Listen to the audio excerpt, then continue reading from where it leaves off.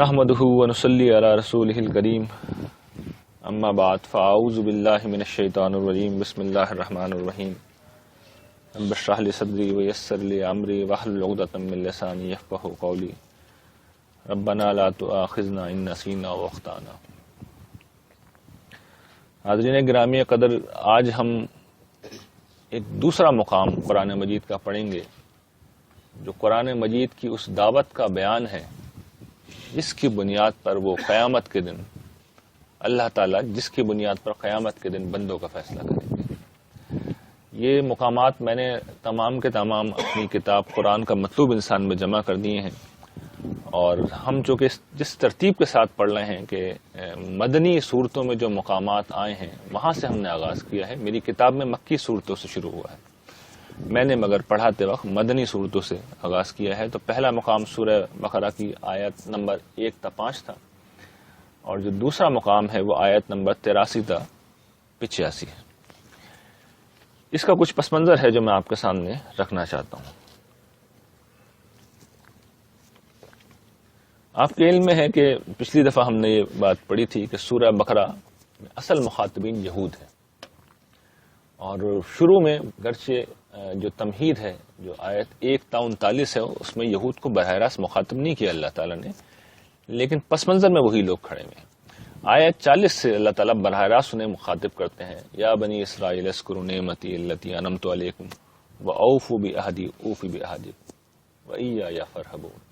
یہاں سے پھر وہ بیان کرتے ہیں، اور کیا پس منظر ہے پوری صورت کا کہ حضور مدینہ تشریف لے آئے ہیں اور انہوں نے انکار کر دیا ہے، تو اب ان کو منصب امامت سے فارغ کیا جا رہا ہے، لیکن فارغ کرنے سے پہلے ان کے اوپر جو فرد قرارداد جرم ہے وہ عائد کی جا رہی ہے۔ چارٹ شیٹ ہے جو سورہ بقرہ میں اب اللہ تعالیٰ انہیں سنانا شروع کر رہے ہیں، اور اس چارٹ شیٹ میں ان کا ماضی بھی انہیں گنوایا جا رہا ہے کہ تم نے یہ تاریخ میں کیا اور تم ہمیشہ کرتے رہے ہو، اور ایک دفعہ پھر تم اب کر رہے ہو، ساتھ ساتھ جو کچھ یہ رسول اللہ صلی اللہ علیہ وسلم کے ساتھ کر رہے تھے اس کا بھی بیان ہے۔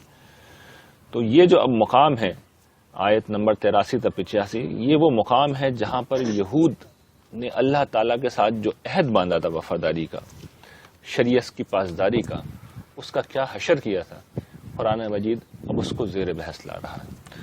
اور یہ بات پچھلی دفعہ بھی میں نے توجہ دلائی تھی، اور آج بھی میں بیان کروں گا اس کو، کہ یہ مت سمجھیے گا کہ یہ یہود کی کہانی ہے۔ یہود اگر ایک معاہد قوم تھے، اللہ تعالیٰ سے انہوں نے معاہدہ کر رکھا تھا، مسلمانوں نے بھی یہ معاہدہ کر رکھا ہے۔ اور یہ میں نے اپنے ناول آخری جنگ میں جو اب شائع ہونے والا ہے اگلے مہینے میں، اس کو موضوع بنا لیا ہے کہ مسلمان جو اتنا آہو فغا کرتے ہیں، شور مچاتے ہیں کہ اس کی سازش اور اس کی سازش، اس کی وجہ سے ہم دنیا میں ذلیل ہیں۔ عزت و ذلت اصل میں قرآن مجید بتاتا ہے کس پہ موقوف ہے۔ جو معاہدہ اللہ تعالیٰ سے کر رکھا ہے اگر اس کی پاسداری کریں گے، دنیا میں عروج، غلبہ، اقتدار یہ مقدر ہے۔ یہ میں نے آیت لکھ رکھی ہے جو اپنی کتاب شائع ہوگی، اب آپ دیکھیے کہ اس کے شروع میں کوئی آیت لکھی ہوئی ہے کہ اللہ کا وعدہ ہے، ایمان لاؤ گے، عمل صالح کرو گے، زمین کا اقتدار دوں گا۔ صحابہ کرام سے وعدہ کیا تھا اور پورا کر کے دکھایا اللہ تعالیٰ نے۔ اور بنی اسرائیل کی پوری تاریخ اور خود مسلمانوں کی پوری تاریخ اس بات پہ گواہ ہے کہ جب جب مسلمانوں نے اللہ تعالیٰ سے عہد شکنی کی ہے اور ایمان و اخلاق کی دعوت کو رد کیا ہے اور اس کی خلاف ورزی کی ہے، دنیا میں وہ ذلیل کیے گئے ہیں۔ پہلی صورت میں جب وہ پاسداری کرتے ہیں تو کسی کی کوئی سازش کچھ نہیں بگاڑ سکتی، اور جب وہ خلاف ورزی کرتے ہیں تو ساری دنیا بھی ان کی حمایتی ہو جائے، کچھ نہیں ہو سکتا، ذلیل ہو کے رہیں گے۔ اور یہ 200 برس سے مسلمانوں کی داستان ہے، وہ سر توڑ کوشش کر رہے ہیں، نہیں ہو گئے اور نہیں ہو سکتے۔ میں یقین کے ساتھ آپ کو کہہ رہا ہوں کبھی نہیں ہو سکتا۔ یہ سورہ بقرہ میں نے اس ناول میں توجہ دلائی ہے، ایک ایسی قوم یہود جس نے قرآن کو پڑھنا ہی نہیں ہے، قرآن کا پورا ابتدائی 1/4 حصہ اسی کے واقعات سے بھرا ہوا ہے۔ بھئی ان کے واقعات یہودیوں کو سنانے چاہیے تھے نا، مسلمانوں کو کیوں سنا رہے ہیں اللہ تعالیٰ؟ اس لیے سنا رہے ہیں کہ یہی کچھ اب مسلمانوں کے ساتھ بھی کریں گے۔ اور یہاں جو چیز زیر بحث ہے کہ یہود کو منصب امامت سے فارغ کیا جا رہا ہے اور مسلمانوں کو اس منصب پر فائز کیا جا رہا ہے، تو بتایا جا رہا ہے کہ پچھلوں نے کیا کیا تھا جس کی بنا پہ ہم نے انہیں برطرف کیا ہے۔ تو تم سے کوئی رشتہ داری ہے ہماری؟ وہ تو پیغمبروں کے رشتہ دار تھے، پیغمبروں کی اولاد تھے، تم تو پیغمبروں کی اولاد بھی نہیں ہو، تو ان کو نہیں چھوڑا میں نے، تمہیں کیا چھوڑ دوں گا. اور میں نے اس ناول میں یہ پوری طرح ثابت کیا ہے, تاریخ کی روشنی میں یہ بتایا ہے کہ اللہ تعالیٰ نے کبھی اس کا لحاظ نہیں کیا. ہمیشہ مسلمانوں نے جب کبھی نافرمانی کی روش اختیار کی ہے, دنیا میں کچل کے رکھ دیا ہے, اور یہی اس وقت مسلمانوں کے ساتھ ہو رہا ہے.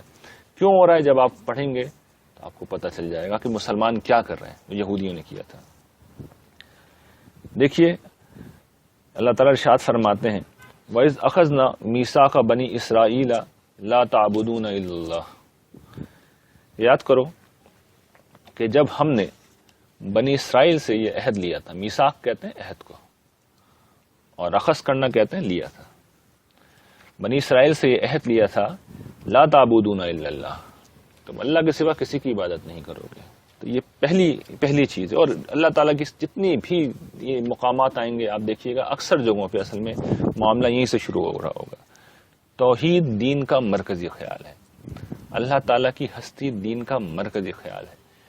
شیطان نے اسی کو نشانہ بنانے کا اعلان کیا تھا جس وقت اس نے یہ کہا تھا نا کہ اب آپ مجھے مہلت دیجئے قیامت کے دن تک تو میں ثابت کروں گا کہ یہ آپ کے ناشکرے ہیں. تو مطلب یہی تھا میں نے شرک میں مبتلا کروں گا. اور انسانی تاریخ میں انسانوں نے سب سے بڑھ کر اسی کا ارتکاب کیا ہے. اس کا اگر کوئی نمونہ اگر آپ کو دیکھنا ہے تو موجودہ ہندوستان کو آپ دیکھ سکتے ہیں. آج دنیا شرک سے کم و بیش خالی ہو چکی ہے, لیکن اگر آپ کا کبھی ہندوستان جانا ہو, اور جانا نہیں بھی ہوتا تو ان کی بعض ثقافتی پہلوؤں سے ہم ویسے ہی واقف ہیں, تو آپ وہ اندازہ کر سکتے ہیں کہ ہر گھر کے اندر بت ہوتا ہے, ہر شخص کی جیب میں بعض ایک بت رکھا ہوا ہوتا ہے اور اس کی پرستش ہو رہی ہوتی ہے. اور جو اس وقت صورتحال ہے کہ گو کشی کے اوپر لوگوں کو مارا جا رہا ہے, تو وہاں یہ صورتحال تھی کہ کسی بت کے خلاف آپ پوری تاریخ میں آواز نہیں اٹھا سکتے تھے, قتل کر دیا جاتا تھا. ایک اللہ کا نام لینا بہت بڑا جرم تھا, بہت بڑا جرم تھا, جس کا جو شخص بھی ارتکاب کرتا ہوں اس کو ختم کر دیا جاتا. تو یہ وہ دور شرک کی پوری تاریخ ہے جس میں انبیاء علیہ السلام ہمیشہ شرک کے خلاف لڑتے رہے. تاہم اس وقت جو صورتحال ہے یہاں پہ بھی میں توجہ دلا دوں کہ دیکھیے اس دور میں شرک اس طریقے سے غالب نہیں رہا ہے, لیکن اس کی جگہ ایک دوسرے فلسفے نے لے لی, اور وہ ہے الحاد, یعنی انکار خدا, خدا کو نہ ماننے کا رویہ, دنیا پرستی کا رویہ, آخرت کے انکار کا رویہ. جینا ہے تو یہی جینا ہے, مرنا ہے تو یہی مرنا ہے, یہی جنت ہے یہی جہنم ہے. یہ بھی اصل میں خدا کو نظر انداز کرنے اور اس کا انکار کرنے کا ایک راستہ ہے.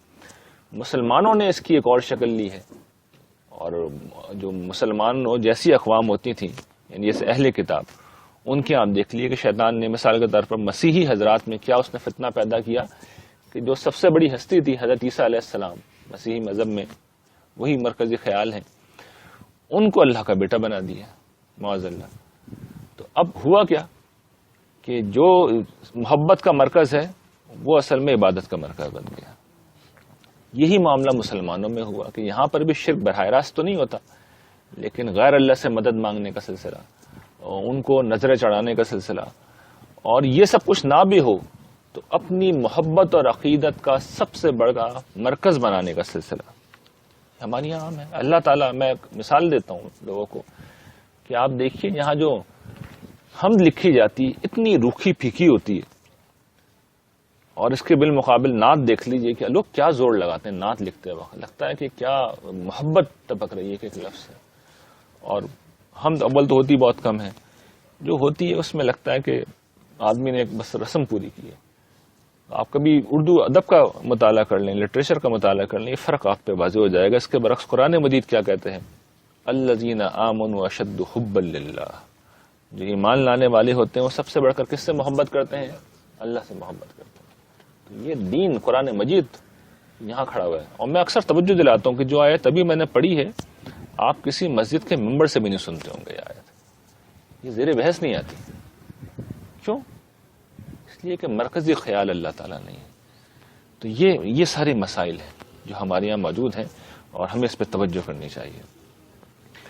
پھر آگے اللہ تعالیٰ ارشاد فرماتے ہیں جو میثاق ان سے لیا گیا تھا, عہد لیا گیا تھا, اس میں اگلی جو بات ہے وَبِالْوَالِدَيْنِ إِحْسَانًا وَذِي الْقُرْبَى وَالْيَتَامَى وَالْمَسَاكِينِ, کہ تم احسان کرنا والدین کے ساتھ, قرابت داروں کے ساتھ, یتیموں اور مسکینوں کے ساتھ. پہلے احسان کا مطلب سمجھ لیے. احسان اصل میں کیا ہے, کسی کا جو حق ہے آپ وہ حق بھی دے رہے ہوں اور اچھے طریقے پہ دے رہے ہوں اور حق سے زیادہ دے رہے ہوں. احسان اصل میں ان تینوں چیزوں پر مشتمل ہے. ادائے حقوق کا بھی نام ہے, اچھے طریقے پہ بھی ادائے حقوق ہو, اور جتنا حق بنتا ہے اس سے زیادہ دیا جائے. یہ اصل میں یہ چیز ہے احسان. تو یہ کس کے ساتھ کرنا ہے؟ سب سے بڑھ کر یہ اللہ تعالیٰ کا عام طور پر طریقہ رہے گا ان سارے مقامات پر, اللہ کا ذکر اور پھر اس کے بعد والدین کا ذکر. وبالوالدین احسانا.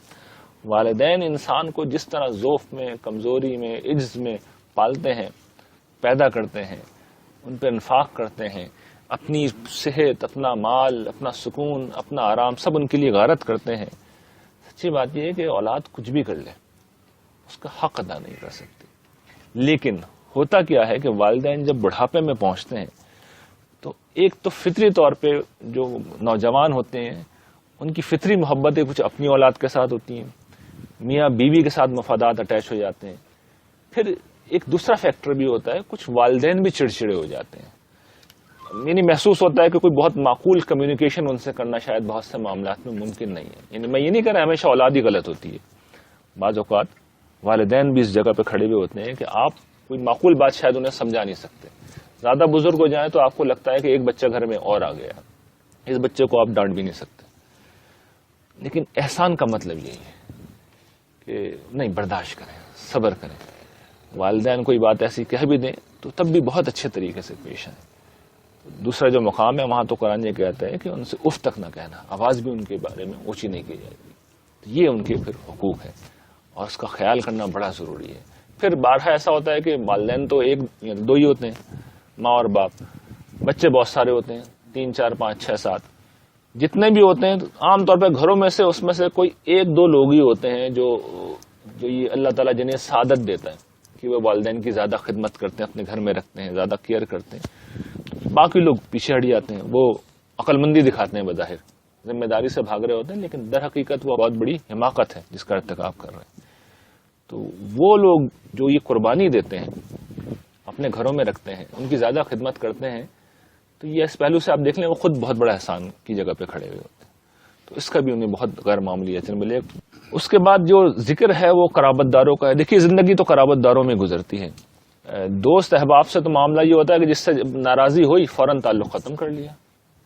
دوست, تعلق دار, احباب, ان کا تو معاملہ یہ ہوتا ہے کہ جب تک دل مل رہے ہیں تو ملیں گے, ورنہ آپ اپنے گھر میں, ہم اپنے گھر میں. رشتہ دار ساری زندگی نہیں بدلتے. تو ان سے حسن سلوک کا مطلب یہ ہے کہ ان کے ساتھ قرابت داری کو تم نہ توڑو, قرابت داری کو تم نہ توڑو. صلہ رحمی کا حکم دوسری جگہ پہ وہ آئے گا بڑا, کہ صلہ رحمی کا جو حکم قرآن دیتا ہے. پھر ان پہ انفاق کرو, ان پر انفاق کرو. تو یہ موٹی موٹی چیزیں شامل ہیں جو اس کے اندر ہیں کہ قرابت داروں کے ساتھ دیکھیے پھر ہوتا کیا ہے کہ شکایتیں بہت ہوتی ہیں. ہر وقت جن لوگوں سے آپ ملیں گے شکایتیں بھی ان سے ہوں گی. پھر دوست تو آپ مزاج کے حساب سے ملاتے ہیں نا, اپنے ہم مزاج ہے تو دوست ہے, ورنہ نہیں ہے. بھائی تو ہم مزاج نہیں ہو سکتا, ضروری نہیں ہے. بہن بھی ممکن ہے کہ نہ ہو, تو اختلاف ہو جائیں گے. پھر رشتہ داریوں میں تو ویسے مسائل ہوتے ہیں. تو اس سب کے باوجود رشتہ داری کو مینٹین رکھنا, حقوق ادا کرنا, انفاق کرنا, ملتے رہنا, یہ بڑے حوصلے کا کام ہے, یہ کرنا چاہیے. پھر یتیم اور مساکین یہ محروم طبقات ہیں, اور قرآن مجید یہ سمجھاتا ہے کہ یہ جو اللہ تعالیٰ نے دنیا بنائی ہے اس میں اللہ کی اسکیم یہ ہے کہ کچھ لوگوں کو وہ زیادہ پیسے دے دیتے ہیں, اس میں ان کا کوئی میرٹ نہیں ہوتا. یہ اللہ کی اسکیم ہے. اور کچھ بڑے باصلاحیت لوگ ہوتے ہیں, ذہین لوگ ہوتے ہیں, زبردست لوگ ہوتے ہیں, جوتیاں چٹکھاتے پھرتے ہیں, بہت کم آمدنی ہوتی ہے ان کی. یہ فرق اللہ کا اپنا پیدا کرتا ہے, اور یہ اس لیے ہے کہ وہ آزمانا چاہتا ہے, پیسے والوں کو آزمانا چاہتا ہے کہ تمہارے پاس پیسے تھے, تمہیں یتیم نہیں بنایا میں نے, تمہیں مسکین نہیں بنایا, لیکن تمہارے سامنے یتیم بھی رکھے, مسکین بھی رکھے. آئے تمہارے سامنے, تم نے انہیں دیا یا نہیں دیا, یہ پوچھیں گے اللہ تعالیٰ.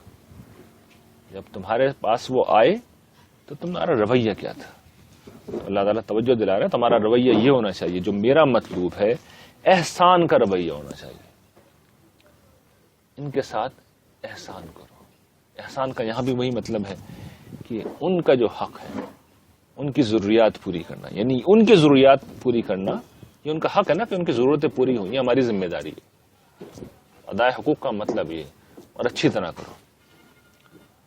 تو یہ بنیادی چیزیں جو اس آیت میں بتائی گئی ہیں. پھر جو اگلی چیز اللہ تعالیٰ کہتے ہیں وَقُولُوا لِلنَّاسِ حُسْنًا، بھلے طریقے سے اچھے طریقے سے لوگوں کے ساتھ بات کرو. تو یہ جو بھلے طریقے سے بات کرنا ہے، اچھی طرح بات کرنا ہے، ایک تو یہ دیکھیے ایک عمومی حکم ہے. عمومی حکم ہے. عمومی حکم کا مطلب یہ ہے کہ آپ ویسے اچھے طریقے سے بات کریں گے. ایک دوسری چیز جو خاص طور پر اس آیت کے پس منظر میں آپ سمجھ لیجئے کہ آدمی جب پیسے دے رہا ہوتا ہے تو جھڑکنا، بے عزتی کرنا، یہ اپنا حق سمجھ لیتا ہے. بھائی میں نے کسی کی مدد کی ہے نا، تو اس کو جھڑک بھی سکتا ہوں، میں اس کے ساتھ سختی سے بھی پیش آ سکتا ہوں. تو اصل میں خاص طور پہ یہ اس لیے کہا گیا ہے کہ جن کے ساتھ احسان کر رہے ہو یہ مت سمجھو کہ تمہیں بدتمیزی کا لائسنس مل گیا ہے. ان سے بھی اچھے طریقے سے، بھلے طریقے سے تم بات کرو. پھر بعض اوقات یہ ہوتا ہے کہ جو مانگ رہے ہوتے ہیں وہ کام ہی ایسے کرتے ہیں، بعض اوقات کر دیتے ہیں. مثال ہے نا حضرت ابو بکر کے معاملے میں تو سب جانتے ہیں، جن صاحب کی وہ سب سے زیادہ مدد کرتے رہے.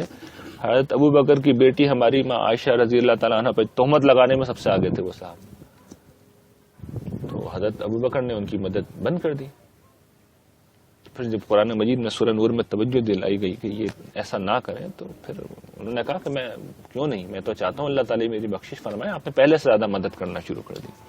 تو لوگ کرتے ہیں ایسے کام کہ آپ کہتے ہیں کہ ایک تو میں احسان کر رہا ہوں، اوپر سے میرے ساتھ ہی یہ کر رہے ہوں، تو آدمی پھر برا رویہ بھی اختیار کر سکتا ہے. تو یہاں یہ بھی توجہ دلائی گئی کہ اس سے بھی بچو. اور یہ بڑا، اس کی تفصیل آگے آئے گی، بہت بڑی بات ہوتی، بہت بڑی بات ہوتی ہے. اس کے اجر کا آپ اندازہ نہیں کر سکتے. یہ جو باتیں میں بیان کر رہا ہوں یہ سننے میں بڑی آسان ہے، یہ کہنے میں بھی بڑی آسان ہے. جب آپ کرنے لگیں گے نا تو آپ کو ایسا لگے گا آپ نے ہاتھوں میں انگارہ اٹھا لیا. یہ ساری تقریر جو میں کر رہا ہوں اور ساری تقریر جو آپ سن رہے ہیں یہ کہنے سننے میں بہت آسان ہوتی ہے. داڑھی رکھنا جو میں نے آپ سب نے رکھی ہے بہت دنیا کا آسان ترین کام ہے. آپ ریزر چھوڑ دیں، داڑھی خود بخود آ جائے گی. اور جو خواتین پردہ کرتی ہیں میں توجہ دلاتا ہوں کہ بہت آسان کام ہے. ایک دفعہ عادت بن گئی سو بن گئی. میں کہتا ہوں نماز پڑھنا بھی زیادہ آسان کام ہے اس کے مقابلے میں. ذرا یہ کام کر کے دیکھیے تو آپ کو پتا چلے گا کہ نماز پڑھنا واقعی بہت آسان کام ہے. اس لیے نماز کا ذکر اللہ تعالیٰ نے آگے کیا ہے.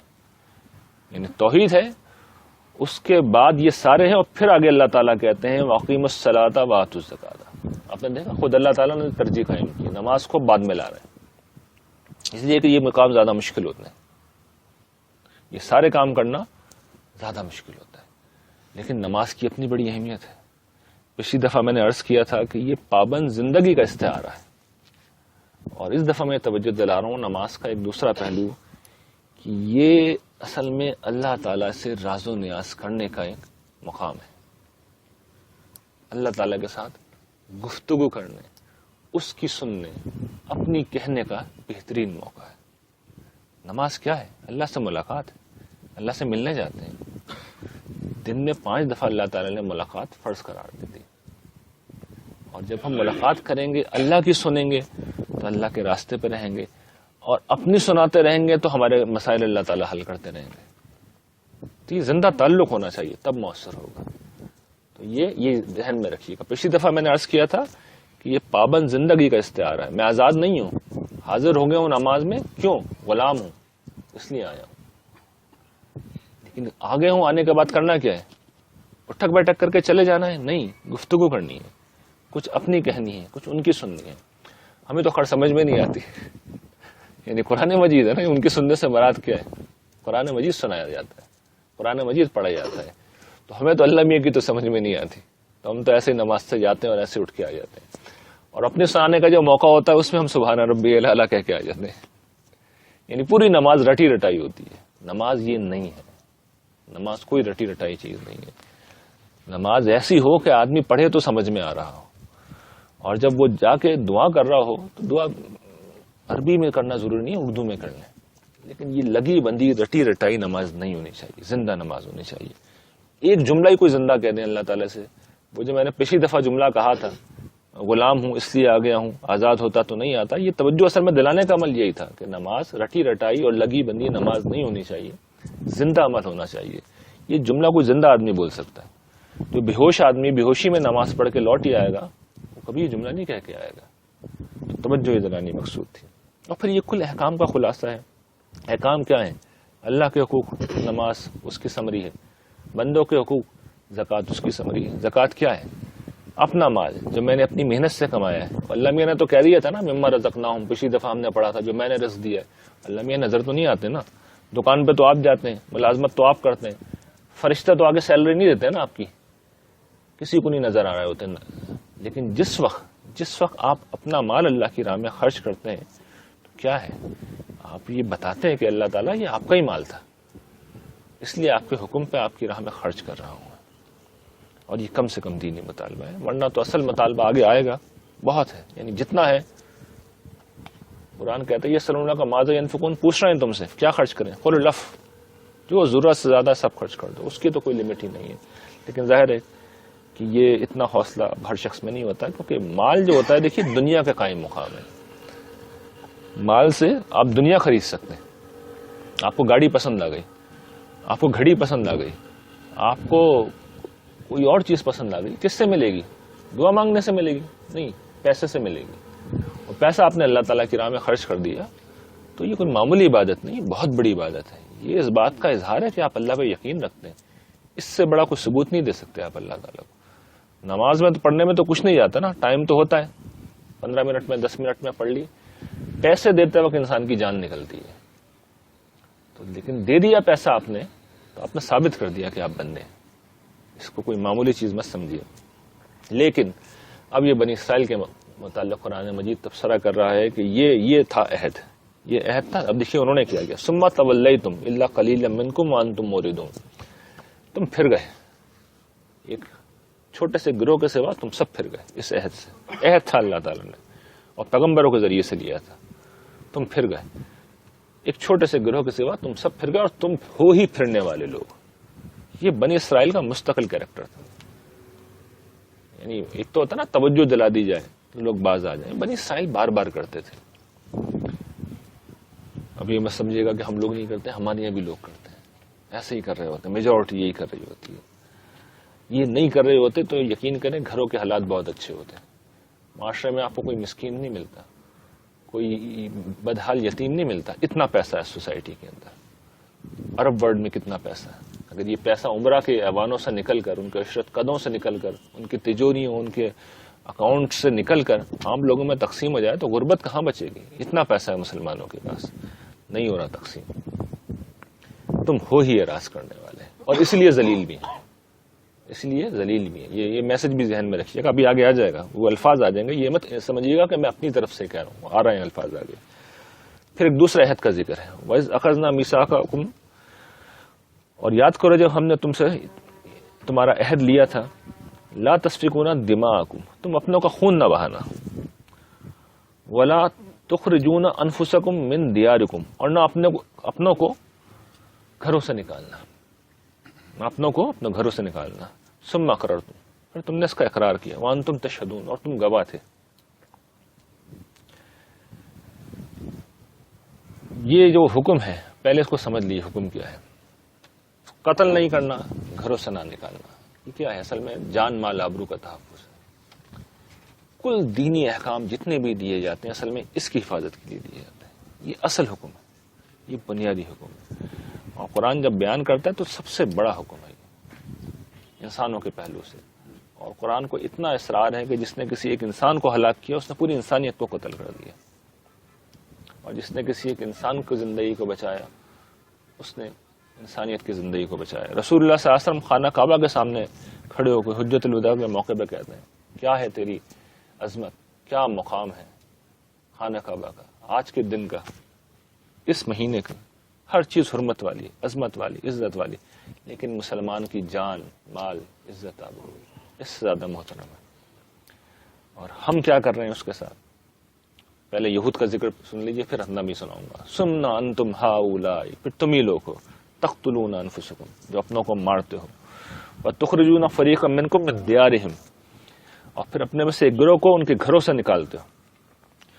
تظاہرون علیہم بالاسم والعدوان، اور ان پر چڑھائی کرتے ہو حق تلفی کرتے ہوئے اور زیادتی کرتے ہوئے.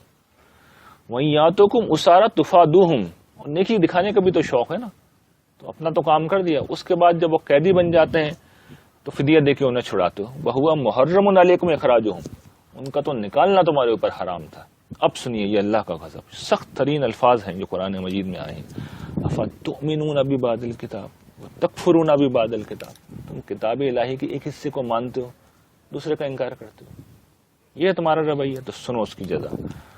فما جزاء من يفعل ذلك منكم، تم میں سے جو شخص یہ کرے اس کا بدلہ اس کے سوا کیا ہوگا، الا خزي في الحیات الدنیا، سوائے اس کے کہ دنیا کی زندگی میں ہم اسے ذلیل کریں گے. اور یوم القیامت یردون الی اشد العذاب، اور قیامت کے دن انہیں بدترین عذاب کی طرف لوٹا دیں گے. ہم اللہ بغافل عما تعملون، اللہ تمہارے کاموں سے ہرگز ہرگز غافل نہیں. دنیا میں ذلت، الفاظ سنے آپ نے، الا خزي في الحیات الدنیا، دنیا کی زندگی میں ذلیل کریں گے، مطلب یہ قومی طور پہ ذلیل کر دیں گے. اور قیامت کے دن انفرادی طور پر بدترین عذاب کی طرف لوٹا دیں گے. اور یہ مت سمجھو اللہ کو پتہ نہیں ہے تم کیا کرتے ہو، سب پتہ ہے. یہ ہے ہماری ذلت کا سلسلہ. آج مسلمان کیا کر رہے ہیں، یہ تو یہود کا ذکر ہے نا، وہ اوس و خزرج کے حلیف تھے، مختلف قبائل، بنو قینقاع، بنو نذیر، یہ ان کے حلیف تھے. تو آپس میں جنگیں ہوتی تھیں، ایک دوسرے کو قتل کرتے تھے، ان کے گھر چھوڑنے پر مجبور کرتے تھے، اور جب سیز فائر ہو جاتا تھا تو قیدیوں کو پھر چھڑاتے بھی تھے. تو مسلمانوں کی بھی یہی دوم لی ہے. مذہب کا ایک طرف دیکھ لیے کیا غلغلہ ہے سوسائٹی کے اندر، نمازی بڑھ رہے ہیں، پرہیزگار بڑھ رہے ہیں، متقی، جو بھی ہماری ڈیفینیشن ہے، میں اس پہ کوئی تبصرہ نہیں کر رہا، سب بہت ہو رہے ہیں. لیکن جان مال آبرو کی بربادی لسانی بنیادوں پر، فرقہ وارانہ بنیادوں پر، صوبائی بنیادوں پر کس طرح انسانوں کے خون کو یہاں بہایا گیا ہے، کتنے بڑے پیمانے پر یہاں پہ قتل و غارت گری ہوئی ہے، مذہب کا نام لے کر، دین کا نام لے کر، اسلام کا نام لے کر کس بڑے پیمانے پہ قتل و غارت گری ہوئی ہے، اور ہو رہی ہے مسلسل، آج کے دن تک ہو رہی ہے. لوگ مارے جا رہے ہیں، دھماکے ہو رہے ہیں، قتل و غارت گری ہو رہی ہے. یہ اس ملک میں ہو رہا ہے کہ جو اسلام کے نام پر بنا گیا، جہاں ہر جگہ مسجدیں ہیں، جہاں مسجدیں بڑھتی چلی جا رہی ہیں، جہاں خواتین کے نقاب بڑھتے چلے جا رہے ہیں، جہاں مردوں کی داڑیاں بڑھتی چلی جا رہی ہیں، قتل بھی اتنا ہی بڑھ رہے ہیں. یہ کیا ہے؟ افتؤمنون ببعض الکتاب وتکفرون ببعض الکتاب، تم کتاب الہی کے ایک حصے کو مانتے ہو، دوسرے کا انکار کرتے ہو. تو جب یہ دو عملی کا مظاہرہ کرو گے تو کیا ہوگا، یہ نتیجہ نکلے گا. اور سبب کیا ہے؟ دین کی اصل تعلیم زیر بحث نہیں آتی. کسی مسجد میں، کسی مسجد کے ممبر سے آپ کو وہ باتیں نہیں ملیں گی جو میں بیان کروں. میں کیا بیان کروں، اللہ تعالیٰ بیان کر رہے ہیں، قرآن مجید کے الفاظ. کسی ممبر کا موضوع نہیں ہے، کسی وائس کا موضوع نہیں ہے. اس کے اوپر فلاح موقوف ہے، نجات موقوف ہے، دنیا میں عزت و ذلت موقوف ہے. کسی کا موضوع بحث نہیں ہے، کسی کو اس سے دلچسپی نہیں ہے. نتیجہ نکل کے رہے گا، یہ اللہ کا فیصلہ ہے. الا خزي في الحیات الدنیا، دنیا کی زندگی میں ذلیل کروں گا. آپ نومبر کا میرا شمارہ آ رہا ہے انذار کا، اسے پڑھیے گا. وہ عہد نامہ میں نے پورا لکھ دیا جو اللہ تعالیٰ نے بنی اسرائیل سے کیا تھا، اور جو پھر اب مسلمانوں کی طرف بین ہی منتقل ہو گیا ہے. ایسے ایسے الفاظ ہیں اس کے اندر، ایسے ایسے جملے کہ آدمی تڑپ اٹھے. جب عزت کا ذکر کیا تو یہ کیا کہ تمہارا دشمن تمہارے سامنے ایک راستے سے آئے گا اور 7 راستوں سے بھاگے گا. اور جب خلاف ورزی کرو گے تو تم اپنے دشمن کے سامنے ایک راستے سے جاؤ گے اور 7 راستوں سے بھاگو گے. منگنی تم کرو گے اور مباشرت تمہارا دشمن کرے گا. باغ تم لگاؤ گے، اس کا پھل تمہارا دشمن کھائے گا. جس طرح لوگوں کو جھنجھوڑا جا سکتا ہے، وہ عہد لیتے وقت اللہ تعالیٰ نے یہودیوں سے جھنجھوڑا ہے اور پھر تاریخ میں کر کے دکھایا ہے. آپ اس ناول کو اس پہلو سے پڑھیں. میں نے بتایا کہ 4000 سال میں اللہ تعالیٰ یہ کر کے دکھا رہے ہیں. یہ سزا و جزا کا سب سے بڑا ثبوت ہے جو مسلمانوں اور یہودیوں کی شکل میں اللہ نے زندہ کر رکھا ہے کہ تم میری بات نہیں مانو گے تو دنیا میں رگڑ کے رکھ دوں گا، اور مانو گے تو اسباب کچھ بھی ہو تو میں دنیا میں غلبہ دے دوں گا، عروج دے دوں گا. اور ہمارا کیا حال ہے؟ یعنی ایک تو قتل و غارت گری ہے نا. اس وقت دیکھیے شام میں کیا ہو رہا ہے، لاکھوں لوگ بے گھر ہیں. یہ مسلمان ہی مار رہے ہیں ایک دوسرے کو، باہر سے لوگ تو نہیں آ رہے. لاکھوں لوگ قتل ہو چکے ہیں. خود ہمارے ملک میں یعنی ایک تو قتل ایسا ہوتا ہے نا، آپ چھری چاقو سے اور بندوق سے اور پستول سے اور دھماکوں سے کرتے ہیں. ایک قتل ملاوٹ کر کے کیا جاتا ہے، وہ بھی تو کر رہے ہیں. جس بڑے پیمانے پر خوراک میں، پیٹرول کی بات نہیں کر رہا میں، اس میں تو ہوتی ہے، اور چیزوں میں بھی ہوتی ہے، خوراک میں اور دوا میں ملاوٹ یہاں ہوتی ہے، آپ اس کا تصور نہیں کر سکتے. میں آپ کو یقین دے رہا ہوں کہ کسی بھی میڈیکل اسٹورز میں جب آپ جائیں گے تو 70-80% چیزیں یا تو خالص نہیں ہوں گی یا 100% جعلی ہوں گی. ایسے ایسے واقعات میرے علم میں کہ اگر میں صرف سنانا شروع کر دوں، بیان کرنا شروع کر دوں، نیک صالح لوگ جو ہماری ڈیفینیشن کے مطابق نیک صالح ہیں، حافظ قرآن، داڑھی بھی ہے، ٹوپی بھی ہے، تراویح بھی پڑھا رہے ہیں، 5 وقتہ نمازی بھی ہیں، روزے بھی ہیں، سب کچھ ہے، 40 دوائیاں بیچ رہے ہیں. میرے ذاتی طور پر میرے علم میں کوئی احساس نہیں، جن پہ موت و زندگی منحصر ہوتی ہے، جس میں انسان بدترین اذیت میں آ جاتا ہے. اپنی طرف سے تو آپ نے سارا علاج کرا لیا، ٹیسٹ بھی کرا لیے، مہنگی فیسیں بھی دے دی، مہنگی دوا بھی خرید لی. بھائی ٹھیک دوا سے ہوں گے، دوا میں ملاوٹ ہے تو آپ کیسے ٹھیک ہو جائیں گے؟ ایک ہمارے رشتے دار تھے، سعودی عرب سے 25 سال رہ کے آئے، فارمیسی میں ایکسپرٹ تھے، یہاں آئے بے روزگار تھے. میں نے کہا کام کیوں نہیں کر رہے؟ کہنے لگے جس کمپنی میں جاتا ہوں میرا ایکسپیرینس دیکھ کے مجھے فوراً رکھ لیتے ہیں، اور جب اس کے بعد کہتے ہیں کہ فلاں کیمیکل کم ڈالو، یہ ڈالو ہی نہیں. یہ تو زیادتی ہے. وہ کہتے ہیں مجھے پتا ہے کہ اس کے نہ ڈالنے سے دوا غیر مؤثر ہو جائے گی، لیکن مہنگا ہے. ہر کارخانے میں یہی ہو رہا ہے، ہر مل میں یہی ہو رہا ہے، اور کیا منافع ہے. غذا کو آپ لے لیجئے. یہ آخری بات کہہ کے میں اب گفتگو ختم کر رہا ہوں کہ میں ملک سے باہر رہا ہوں، اور یہاں پہ بھی رہا ہوں، اس ملک میں بھی.